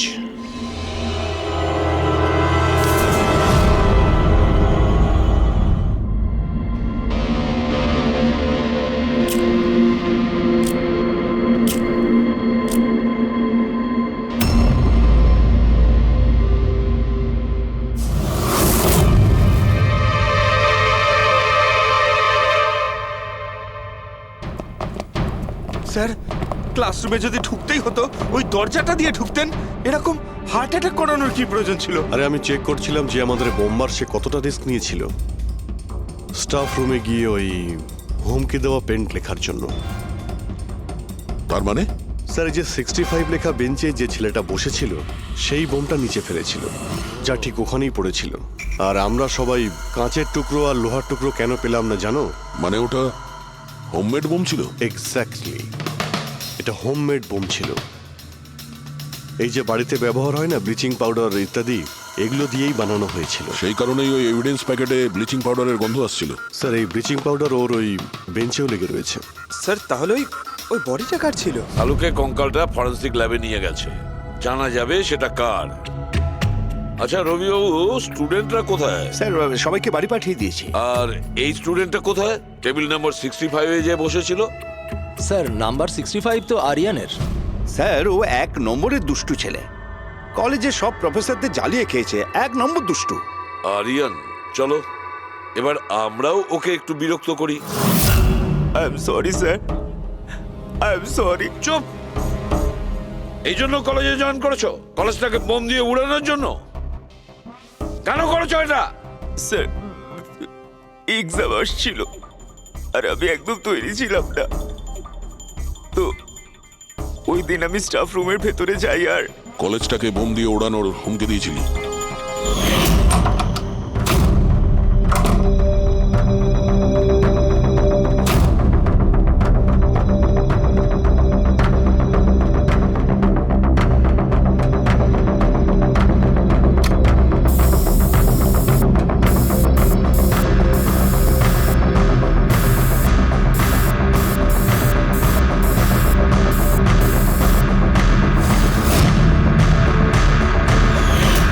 আমি ভেবেছিলাম যে এতে কলেজ ম্যানেজমেন্ট ভয় পেয়ে যাবে আর এক্সামকে পোস্টপোন করে দেবে, যাতে আমি আরেকটু সময় পেয়ে যাই তৈরি হতে।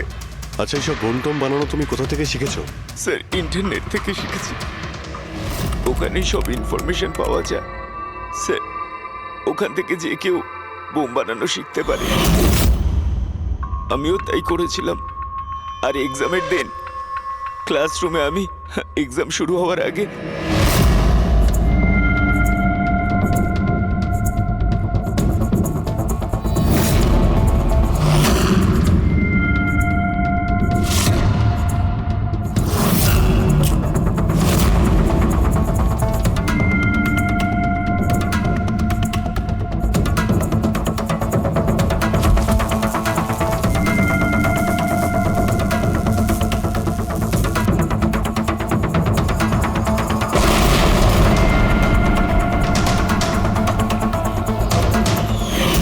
যদি এই বুদ্ধিটা পড়াশোনায় কাজে লাগাতে, তাহলে অনেক বড় কাজ করতে পারতে। স্যার, আমি এইসব এক্সামটা বন্ধ করতে করেছিলাম। স্যার, আমি কাউকে মারতে চাইনি। কিন্তু মেরেছো তো ঠিকই না? না বস, আরিয়ানের কারণে কারোর প্রাণ যায়নি। এটা কি বলছো তুমি সালুকে? বোম ব্লাস্ট করেছে ও কলেজে? হ্যাঁ বস, বম ব্লাস্ট করেছে। আর ওই বম ব্লাস্টের কারণে একটা মার্ডার কেস আমাদের সামনে এসে হাজির হয়েছে। এটা কি বলছো তুমি সালুকে? বোম ব্লাস্ট করেছে ও কলেজে? হ্যাঁ বস, বম ব্লাস্ট করেছে। আর ওই বম ব্লাস্টের কারণে একটা মার্ডার কেস আমাদের সামনে এসে হাজির হয়েছে। বস, যেখানে আমরা ওই ব্লাস্ট সাইটের পাশে কঙ্কাল পেয়েছিলাম, ওই কঙ্কালটা আসলে 22 থেকে 24 বছর বয়সের একটা ছেলের লাশ, যার মৃত্যু আজ থেকে 2 বছর আগে হয়েছিল। কি 2 বছর আগে? এটা তো ভালোই হয়েছে। এর বমের কারণে ওখানে ব্লাস্ট হয়েছে আর লাশ বেরিয়ে এসেছে, নাহলে তো জানতেই পারতাম না একটা লাশ ওখানে পোঁতা রয়েছে। আর মৃত্যু হয়েছে কি করে? এটা বলা খুব কঠিন ব্যাপার বস, কোনো এভিডেন্স নেই, শুধু হাড়, আর ওই হাড়ের ওপর না কোনো বুলেটের চিহ্ন আছে না কোনো ছুরির চিহ্ন আছে, কিচ্ছু নেই। কিন্তু আপনার গাট ফিলিং কি বলছে? অভিজিৎ, এই ধরনের কেসে গার্ড ফিলিং কোনো কাজ করে না।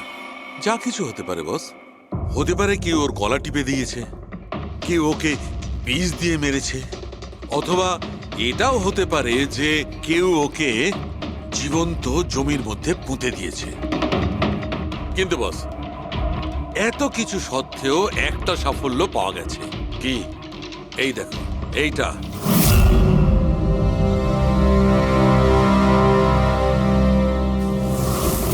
এই সেই ছেলেটা? হ্যাঁ স্যার, এই কলেজে প্রিন্সিপাল হবার আগে আমি কেমিস্ট্রির টিচার ছিলাম। সব ছাত্রছাত্রীদেরই আমি পোক করতাম যাতে কেমিস্ট্রিতে তাদের রুচি আসে, কিন্তু একে কখনো আমায় পোক করতে হয়নি, কারণ প্রথম থেকেই এর কেমিস্ট্রির প্রতি নজর ছিল। খুব ব্রিলিয়েন্ট ছিল স্যার। আর্থ ন্যাশনাল কেমিস্ট্রি অলিম্পিয়াড অ্যাওয়ার্ড 2015, 2 বছর আগে। আগে হ্যাঁ, আমরা এই অ্যাওয়ার্ড পেয়েছিলাম।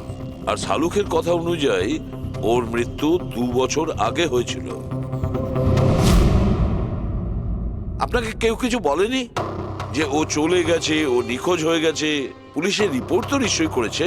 না স্যার, আমাকে কেউ কিন্তু বলেনি। কে যেন বলেছিল এর আর ওর বাবার মধ্যে কোনো বনিবনা ছিল না, তাই বাড়ি ছেড়ে চলে আসে। তবে খুবই ব্রিলিয়েন্ট ছেলে ছিল স্যার, পড়ায় খুবই মনোযোগ ছিল। আরে আমাদের কলেজের কেমিস্ট্রি ল্যাবে অ্যাসিস্ট্যান্টের কাজও করত, আর তাতে যা টাকা পেত সেগুলো খরচ করতো না, সবই সঞ্চয় করত। কোনো বিশেষ জিনিসের জন্য ও টাকা জমাতো? ও বলতো যে আমি কোনো এনজিওর সাথে মিলে দুস্থ মানুষদের সাহায্য করব। হ্যালো স্যার, মাইসেলফ প্রণব, কলেজের চেয়ারম্যান আর লোকাল কর্পোরেটর। ইন্সপেক্টর, আমি এসব কি শুনছি যে এই যে ব্লাস্ট হয়েছে সেটা সুইসাইড বম্বারের কাজ? না, কোনো সুইসাইড বোম অ্যাটাক হয়নি, বরং একটা খুন হয়েছে। কোন? আগে হ্যাঁ, আর সেই খুনটা 2 বছর আগে হয়েছিল। আপনারই এক স্টুডেন্ট ছিল আর্থ, ওকেই খুন করা হয়েছিল। গড। ইন্সপেক্টর প্লিজ, আমাদের স্টুডেন্টের ওপর এর একটা খারাপ প্রভাব পড়ছে, আর আমি কলেজটা খুব তাড়াতাড়ি আবার খুলতে চাই। So please I request you, এই কেসটা যত তাড়াতাড়ি সম্ভব সলভ করুন। আমরাও এটাই চাই। Thank you. অ্যান্ড ইয়েস, আপনাদের কোনো রকমের কোনো সাহায্যের প্রয়োজন হলে একটুও দ্বিধাবোধ করবেন না, আমি যা করতে পারি করব। আপাতত শুধু ওর বাড়ির ঠিকানাটা দিলেই হবে। স্যার, আমার মনে হয়েছিল ও আমার উপর রেগে আছে, আমার উপরে অভিমান করেছে। হয়তো ওর রাগ কমে গেলে নিজের থেকেই বাড়ি ফিরে আসবে, কিন্তু কি করে জানো যে ও? কিন্তু আমরা শুনেছি যে আপনাদের মধ্যে সবসময় নাকি কোনো না কোনো ঝামেলা হতো। হ্যাঁ স্যার, এখন রিয়েলাইজ করতে পারছি যে বেশিরভাগ ভুল আমিই করেছিলাম। আমি নিজেকে একজন ভালো বাবা করে তুলতে পারিনি। ও ঘর ছেড়ে কবে গেছিল আপনার মনে আছে? 12ই আগস্ট 2015।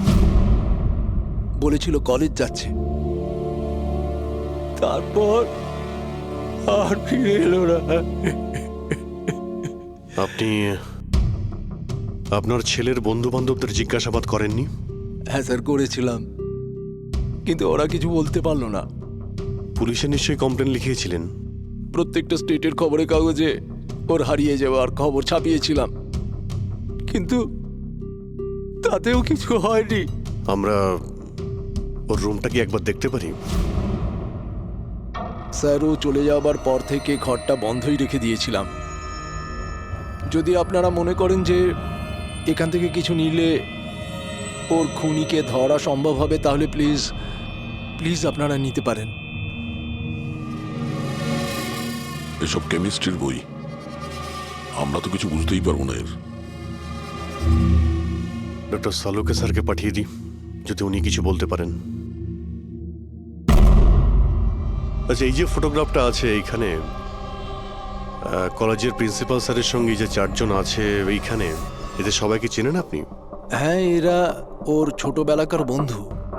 তুষার, লোকেশ, বীর, খুশি, ওরা সব কলেজে একসাথেই পড়তো আর খুব ভালো বন্ধু ছিল।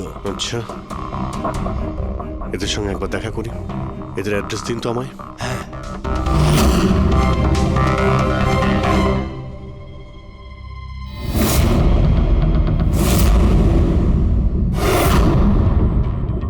বারোই আগস্ট 2015 কিছুদিন আগে। হ্যাঁ আমি জানি 2 বছর আগের কথা আমি বলছি। তোমরা একটু ঠান্ডা মাথায় ভেবে দেখো, দেখো কিছু মনে পড়ে কিনা, কি হয়েছিল। স্যার এক্স্যাক্ট কিছু তো আমার মনে নেই, কিন্তু 6 অগস্টের দিনটা আমার মনে আছে, কারণ ওই দিন আমার বার্থডে ছিল। আচ্ছা, আর ওই দিন আমি আর্থকে দেখেছিলাম। ও ও গেটওয়েকে কিছু পয়সা দিয়েছিল আর কিছু কিনেছিল ওর থেকে। গেটওয়ে? আমাদের কলেজে একে স্টোনব্রিজের ওয়াচম্যান স্টুডেন্টদের খুব ফেভারিট ছিল। ওর সামনের দুটো দাঁতের মাঝখানে খুব বড় একটা ফাঁক ছিল। এই জন্যই আমরা ওকে গেটওয়ে অফ স্টোনব্রিজ বলে ডাকতাম। এমনিতে ওর আসল নাম কি ছিল? জানি না স্যার, আমরা কোনোদিন কোনোরকম ভাবে ওকে জিজ্ঞেস করিনি ওর নাম কি ছিল। হ্যাঁ স্যার, আমরা ওকে শুধু গেটওয়ে বলেই ডাকতাম। আর কিছু মনে আছে? হ্যাঁ স্যার, 6 অগস্টের কদিন বাদে আমি আর্থকে গেটওয়ের সঙ্গে ঝগড়া করতে দেখেছিলাম। কিছু আর্গুমেন্ট চলছিল ওদের মধ্যে।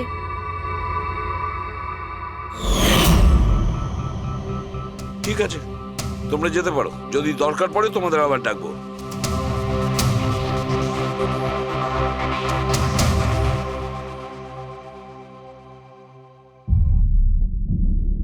কি মনে হচ্ছে?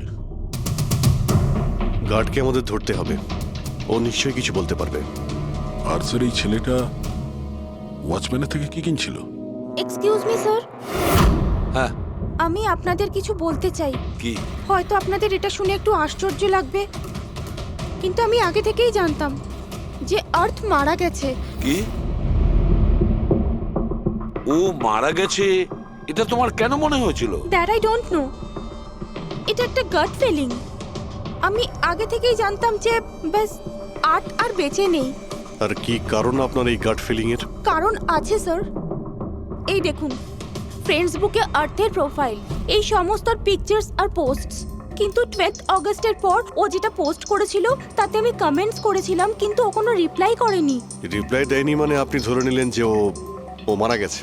আই নো ইটস উইয়ার্ড, কিন্তু আর্থ আমার সমস্ত কমেন্টে রিপ্লাই করতো, এমনকি ঘুমানোর আগেও গুড নাইট মেসেজ পাঠাতো। কিন্তু 12 অগস্টে আমি সেই মেসেজও পাইনি। নো অফেন্স, তোমায় একটা পার্সোনাল প্রশ্ন করব। তোমার আর ওর মধ্যে কি কোনো রিলেশনশিপ ছিল? না, এরকম তো কিছু ছিল না, কিন্তু আমাদের রিলেশনশিপ বন্ধুত্বের থেকে অনেক বেশি ছিল। তার মানে আপনার মনে হচ্ছিল যে 12ই আগস্টের পরে ওর প্রোফাইলে ওর সমস্ত ছবিগুলো অন্য কেউ দিচ্ছিল? হতে পারে। না না, এটা কিভাবে হয়? আমরা তো মোবাইল কোম্পানির সঙ্গে ক্রস চেকও করিয়েছি। ও কটা ছবি তুলেছে, কোথা থেকে তুলেছে, আর কিভাবে তুলেছে, কখন পাঠিয়েছে, সব ক্রস চেক করেছি আমরা। সব তো ঠিকই ছিল। এক্স্যাক্টলি, মোবাইল কিছুক্ষণের জন্য অন হতো, কিন্তু লোকেশন সেটাই ছিল যেখান থেকে ও ছবি পোস্ট করতো। আমি জানি যে আপনারা কি ভাবছেন, যে আমি এসব পাগলের মতো কি উল্টোপাল্টা বলছি, কিন্তু আমার মন জানে আর্থ কোথাও যায়নি। ইনফ্যাক্ট ও কলেজ থেকে বাইরেও যায়নি।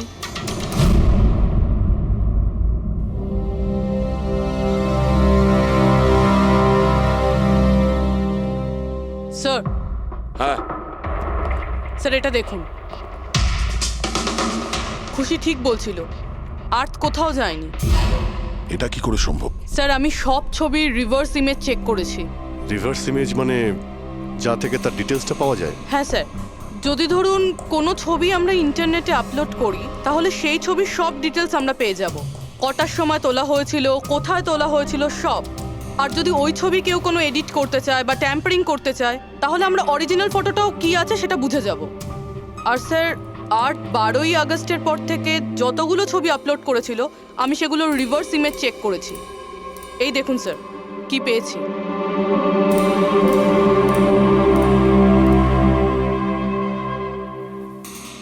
ছবি তো একই, সেম লোকেশন, সেম টাইম, শুধু ওর জায়গায় অন্য কেউ দাঁড়িয়ে আছে।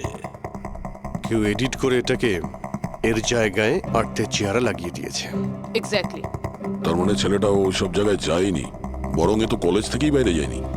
ওই বেচারা তো 12 আগস্ট 2015 মারা গিয়েছে। কিন্তু ওকে কে খুন করতে পারে? সেটা তো গেটওয়ে ওয়াচম্যানই বলতে পারবে। খোঁজ নিতে হবে কোথায় আছে। স্যার, প্রিন্সিপালের সঙ্গে কথা হলো। গেটওয়ের আসল নাম শৈলেশ স্যার। আচ্ছা, স্যার 11ই আগস্ট 2015 আর্থ শৈলেশের বিরুদ্ধে কলেজের বোর্ডে একটা চিঠি লিখেছিল যে ও ড্রাগস বেচে, এই সুগার হাই ড্রাগস। আর 12ই আগস্ট ওকে চাকরি থেকে তাড়িয়ে দেওয়া হয়েছিল। ওটা হোক বা না হোক, নিশ্চয়ই শৈলেশের হাত আছে ওর খুনের ব্যাপারে। কলেজের লোকেরা ওর নামে কমপ্লেন করেনি পুলিশে? না স্যার, প্রিন্সিপালের নাকি দয়া হয়েছিল। শৈলেশ খুব গরিব মানুষ, একা ইনকাম করতো, তাই ওকে ছেড়ে দেওয়া হয়। আচ্ছা, বাড়ির লোকেরা কি বলছে শৈলেশের?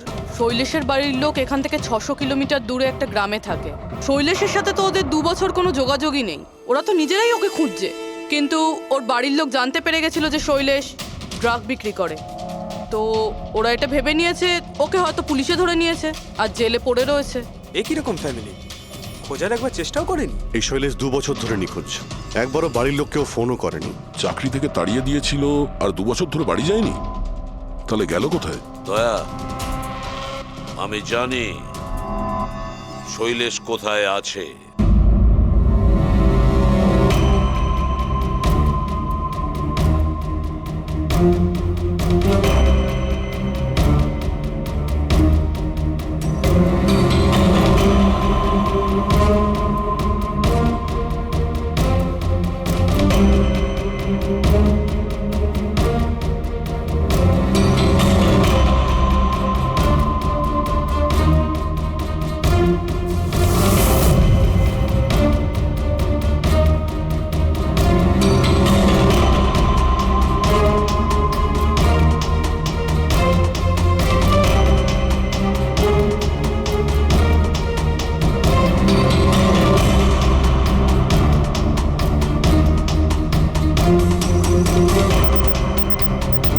স্যার, স্যার,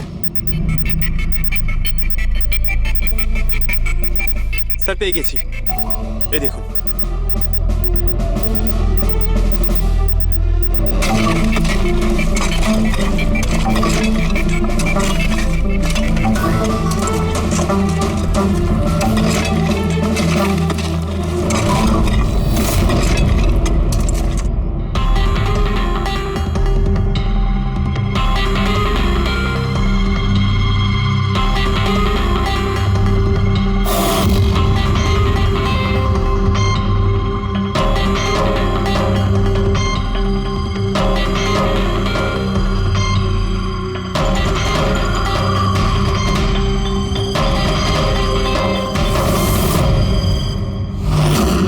স্যার, এই লাশটা তো পুরোপুরি কঙ্কাল হয়ে গিয়েছে। একে চিনতে পারবো কিভাবে? ডক্টর সালুখে আছে তো? এই লাশটাকে চেনার জন্য ডক্টর সালুখের কোনো প্রয়োজন নেই। এই কঙ্কাল নিজেই তার পরিচয় বলে দিচ্ছে। এই দেখো, এর দাঁতের মাঝখানে গ্যাপ আছে। কলেজের ওয়াচম্যান শৈলেশ কুমার। স্যার, আশ্চর্য ব্যাপার, পার্কিং লটে দুটো লাশ পাওয়া গেল আর কেউ এটার ব্যাপারে কিছু জানেই না। You are right. কারোর তো এটা জানা উচিত ছিল। তার তো অবশ্যই জানা উচিত যে পার্কিং লটের ফ্লোর বানিয়েছে। কলেজের কম্পাউন্ডের মধ্যে দুটো লাশের কঙ্কাল পাওয়া গেছে, আর আপনারা কিছু জানেনই না? কি না স্যার? আচ্ছা, যে পার্কিং লটের যে কাজ হয়েছে এখানে, মানে এই মেঝে বা এই সব কিছু, এগুলো কবে হয়েছিল কিছু বলতে পারবেন? এগুলো তো 7ই আগস্ট 2015। মানে 2 বছর আগে, যে সময় আর্থ মারা গিয়েছিল, মানে তার আশেপাশেই। মানে যেই এই কংক্রিটের কাজটা বা মাটি ভরার কাজটা করেছে, ও জানতো যে ও 2 লাশের ওপর মাটি ফেলছে। হ্যাঁ, এই সমস্ত কাজ এখানে কে করেছিল? রাম আদর্শ, আমাদের কলেজের কন্ট্রাক্টর। এসব কাজ ওই করে থাকে। ওই কন্ট্রাক্টর যে অফিসের পেন্টিং করেছিল?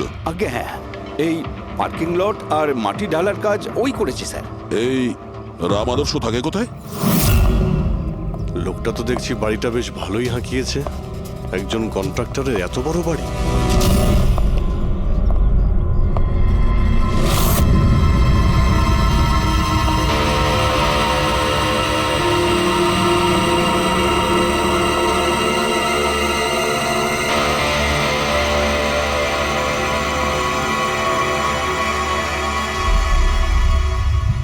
আচ্ছা দাদা, এটা কি করে হলো?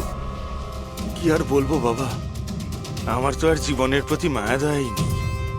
দেখো না, কালকেই কত হাসি ঠাট্টা করছিল মাদার, আর কালকেই হঠাৎ একটা অ্যাক্সিডেন্টে প্রাণ চলে গেল। অ্যাক্সিডেন্ট? অ্যাক্সিডেন্ট? আগে আর্থ আর শৈলেশ করেছিল, এখন এই রাম আদর্শ। একমাত্র এই ছিল যে এই কেসের শেষ সাক্ষী। এটা কারো প্ল্যান মনে হচ্ছে বস। আর এটা তো কোনো কাকতালীয় হতে পারে না। মনে হচ্ছে কেউ জেনে গেছে যে আমরা এই কেসটাকে ইনভেস্টিগেট করছি, নিজের জীবন বাঁচানোর জন্য রাম আদর্শকে মেরে দিল। আমার তো মনে হয় এই কলেজেরই কেউ হবে। সে কে এটা জানতে কলেজের হিস্ট্রি ঘাঁটতেই হবে। স্যার, স্টোনব্রিজ কলেজের ফিনান্সিয়াল হিস্ট্রি একদম ক্লিন। টাকা বা ডোনেশনের ক্ষেত্রে কোনো ঘাপলা নেই। স্যার এই আর্টিকেলটা পেয়েছি। 3 আগস্ট 2015-তে AK স্টোনব্রিজ কলেজের কেমিস্ট্রি ল্যাবে স্টুডেন্টদের ওপর একটা আজব সাইড এফেক্ট হয়েছিল। সবাই অজ্ঞান হয়ে গিয়েছিল। মনে হয় কোনো কেমিক্যাল রিয়াকশন ছিল। এটা কি ধরনের কেমিক্যাল? স্যার ওটা তো অথরিটিসও জানতে পারেনি।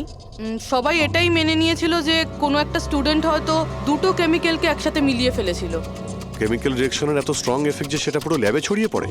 হতে পারে অভিজিৎ, কিছু কিছু কেমিক্যালের খুব স্ট্রং রিয়াকশন হয়, যেমন হচ্ছে নেনথানাইট। বস, আমি ওর কেমিক্যাল জার্নাল দেখেছি, ওখানে একটা অদ্ভুত জিনিস দেখেছিলাম। 10 আগস্ট 2015-তে ওর কেমিক্যাল জার্নালে একটা বিশেষ কথা লিখেছিল। কি? আর্থ কেমিক্যাল ল্যাবে সুগার হাই ড্রাগের টেস্টিং করে ওর কেমিক্যাল ফর্মুলা বের করে লিখেছিল সুগার হাই, যাকে কেমিক্যাল ভাষাতে নেনথানাইনও বলে। এটা একটা বিশেষ ধরনের ড্রাগ যেটা একটা অদ্ভুত নেশা সৃষ্টি করে। কিন্তু এই আর্থ সুগার হাইয়ের টেস্টিং করছিল কেন? 1 মিনিট, এগুলো আমরা নোট করি। 3 আগস্ট 2015 স্টোনব্রিজ কলেজের স্টুডেন্টরা অজ্ঞান হয়ে গিয়েছিল।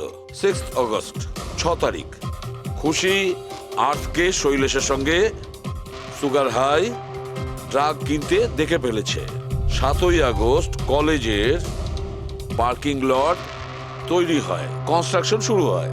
10 আগস্ট আর্থ সুগার হাই কেমিস্ট্রি ল্যাবরেটরিতে টেস্ট করে।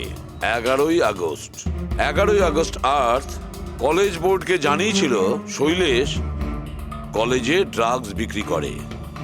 12 আগস্ট 2015 শৈলেশকে চাকরি থেকে বরখাস্ত করা হয়। আর ওই দিনেই, মানে 12 আগস্টের দিনেই আর্থকে খুন করা হয়।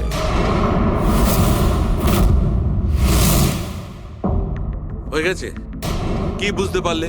স্যার, এতে পুরো গল্পটাই বোঝা যাচ্ছে। এমন কেউ ছিল যে কেমিস্ট্রি ল্যাবেই সুগার হাই ড্রাগস বানাতো। তোমার এরকম কেন মনে হচ্ছে? তালুকে আন্দাজে বলছি না, কনফার্ম। কলেজের মধ্যে কেউ তো একজন ছিল যে সুগার হাই ড্রাগস বানাতো। আর সেটাও রাতে, যখন কেউ থাকতো না।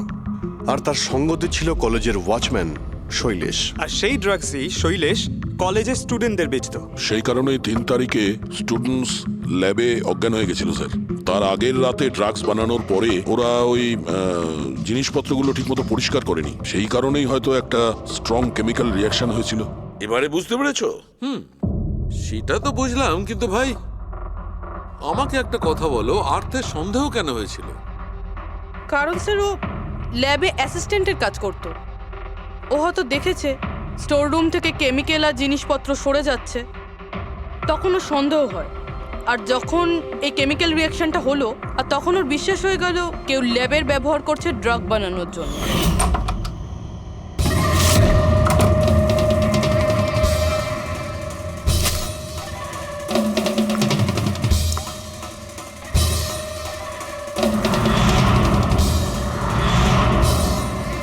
তারপর 10 তারিখে আর্থ ল্যাবে সুগার হাইয়ের টেস্ট করেছিল, এইটা জানার জন্য যে ওগুলো সত্যি সত্যি ড্রাগস কিনা। তারপর টেস্টের পরে টেস্টের সমস্ত ডিটেল ও একটা রিপোর্টে লিখে নিল। যখন ওর জানতে পারলো যে এই সুগার হাই একটা ড্রাগস, তখন ও কলেজ বোর্ডকে একটা চিঠি লিখেছিল। যখন এই কথা ওই ড্রাগ বানানোর লোকেরা জানতে পারলো, তখন ওরা ভয় পেয়ে গেছিল কে এই আর্থ ওদের কাছে পৌঁছে যাবে, সেই কারণে আর্থকে মেরে দিয়েছিল। তারপরে স্যার শৈলেশকে মারে, যাতে ওর কোনো উইটনেসই না বেঁচে থাকে। কিন্তু স্যার এরকমটা কে করতে পারে? যে কেউ হতে পারে, যার কেমিস্ট্রির ওপর খুব ভালো দখল আছে আর যে সবসময় ল্যাবে যাতায়াত করতো। স্যার ওই কলেজের প্রিন্সিপাল, উনি তো শৈলেশকেও পুলিশের কাছে দেননি। কেমিস্ট্রির নলেজ তো লোকেশ, তুষার আর বীরেরও রয়েছে। হায়ার স্টাডির জন্য ওরা বড় বড় ইনস্টিটিউটেও গিয়েছিল, তাও সেটা স্টুডেন্ট লোন বা স্কলারশিপ ছাড়া। এত টাকা পেলো কোথা থেকে ওরা? স্যার হতে পারে তার মা বাবা দিয়েছে, বা এমনও হতে পারে কোনো বেআইনি কাজ করেছে টাকার জন্য। যে কেউ হতে পারে, এদের মধ্যে কেউ বা বাইরের কেউ, কাউকে ভরসা করা যায় না। একটা কথা, এই আপনাদের এই খুশির ওপর ভরসা আছে স্যার? কেন দা? মানে যদি এই খুশি ভরসা করার মতন হয় তাহলে আমার কাছে একটা প্ল্যান আছে। কিরকম প্ল্যান? আর্থ, শৈলেশ আর রাম আদর্শ তিনজনেই মারা গেছে, আর তোমার ষড়যন্ত্র আমি সব জানি। আর যদি তুমি চাও যে এটা গোপন থাকুক, তাহলে আজকে কলেজের পার্কিং লটে 1 কোটি টাকা নিয়ে চলে এসো। এই মেল পড়ে খুনি খুব ঘাবড়ে যাবে, এটা মনে করে যে কেউ তো আছে যে ওর আসল ব্যাপারটা জানে। স্যার আই এম শিওর আজ রাতে ও নিশ্চয়ই আসবে। আর উইটনেসকে মারার চেষ্টাও করবে। তাই তো আমি বলছি স্যার, এসব কিছুর জন্য খুশির জীবনের রিস্ক নেওয়া কি ঠিক হবে? যদি অচেনা কাউকে দেখে খুনি ওখানে না আসে। আর আমাদের এমন কাউকে চাই যে ওই কলেজেই পড়ে। আর যাকে দেখে ওর মনে হয় যে হ্যাঁ, এ হয়তো ওর আসল ব্যাপারটা জানে। খুশি, তুমি একদম ভয় পাবে না, আমাদের টিম ওখানে থাকবে। ওকে, কিচ্ছু হবে না তোমার। এটা জিপিএস মাইক্রোচিপ, তুমি এটা তোমার কাছে রাখবে, আমরা তোমাকে ট্র্যাক করতে থাকবো।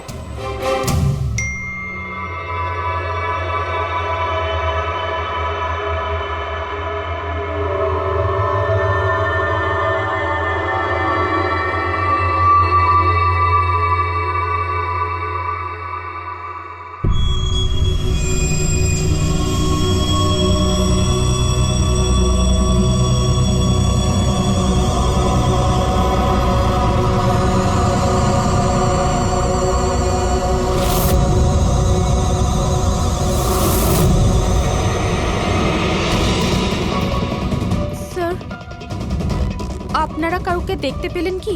না, এখনো পর্যন্ত না। ঘাবড়িও না, তুমি শুধু অ্যালার্ট থেকো ব্যাস। তুমি একদম ভয় পাবে না, আমরা তোমার আশেপাশেই আছি, বুঝেছো? ওকে ওকে স্যার।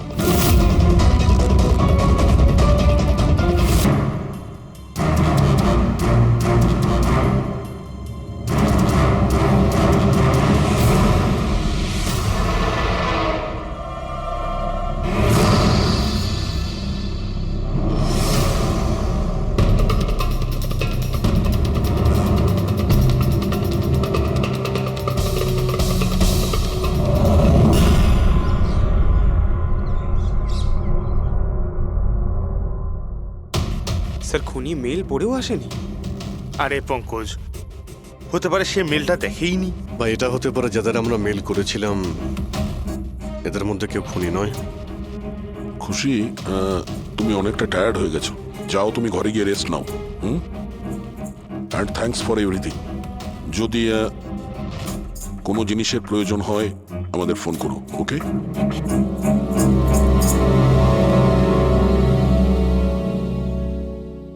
ভাই এরকম হতেই পারে না যে ওরা মেল পাওয়ার পরে ওখানে চেক করতে আসবে না।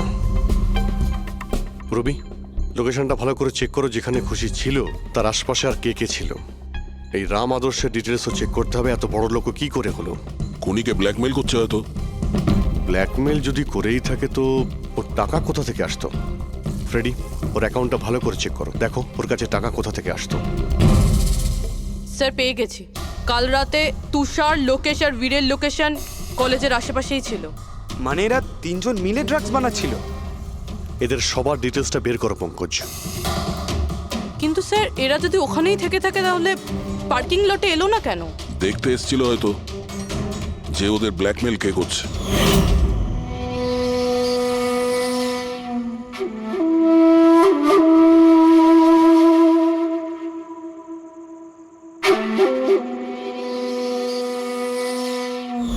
আর ওরা হয়তো খুশিকে দেখে ফেলেছে। ওকে কেউ মেরে ফেলতে পারে। ফোন করো ওকে।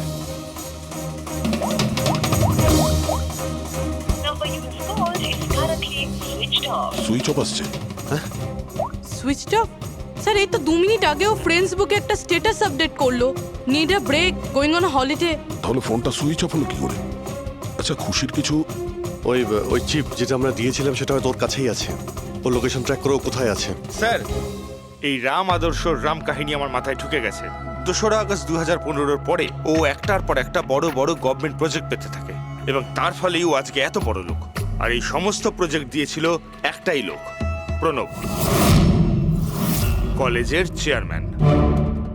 স্যার, একটা শকিং নিউজ আছে। প্রণব তুষারের আঙ্কেল। মাই গড, এর মানে হলো তুষার আর তার বন্ধুরা এই কলেজে ট্রাক বানাচ্ছে আর প্রণব ওদের প্রশ্রয় দিচ্ছে। আর এখন ওরা খুশিকে মারতে চাইছে। স্যার, স্যার খুশির লোকেশন খুঁজে পেয়েছি।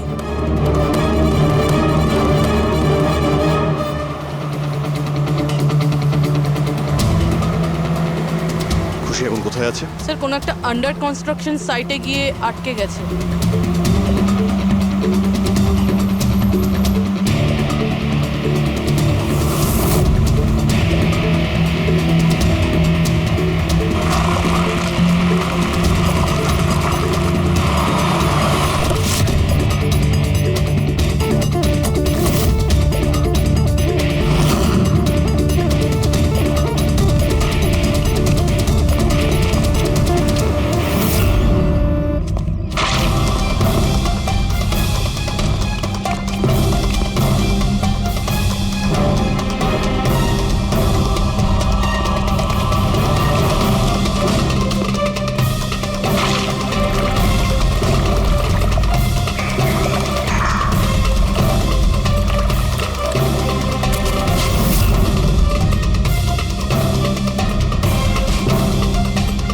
একদম টাটকা সিমেন্ট।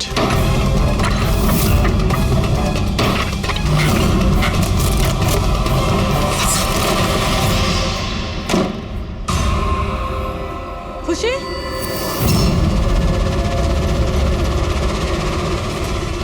খুশি? খুশি? স্যার, স্যার এ বেঁচে আছে।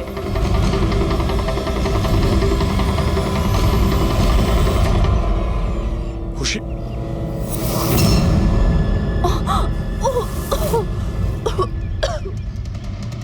ওরা হয়তো বেশি দূর যেতে পারেনি। ওদের ফটো সমস্ত পুলিশ স্টেশনে পাঠিয়ে দাও, ধরা পড়ে যাবে। 3টেকে তো পরে দেখবো, আগে ওই লোকটার ঘাড় ধরি যার হাত এদের মাথার উপরে আছে। প্রণব। ঠিক আছে।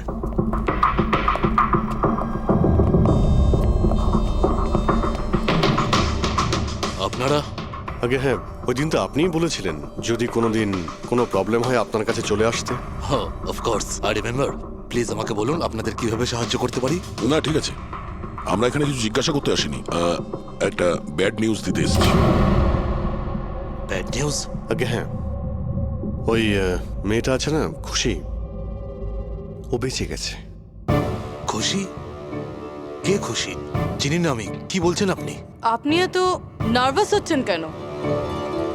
আপনার শরীর ঠিক আছে তো? কিছু ওষুধ টষুধ খাবেন নাকি? নাকি আপনার স্মৃতিশক্তি ঠিক করার জন্য আপনাকে কোন ওষুধ খাওয়াতে হবে? বস, কাজ হয়ে গেছে। স্যার, ওই মেয়েটাকে তো আমরা পুঁতে দিয়েছ। যেভাবে আর্তা শৈলেশকে পুঁতে দিয়েছিলে,